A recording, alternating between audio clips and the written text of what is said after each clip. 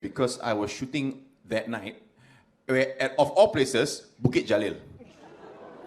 So I was there, and I could see the stadium was right in front of me, and I could see the fireworks. It was so epic. I'm glad they chose the Mat Salleh fireworks, right? Then got the pattern, got the star and the flower. Because if they had gone with the Chinese fireworks, it would have been a disaster.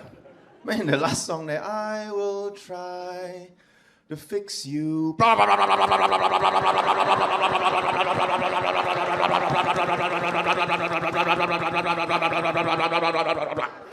Thank you.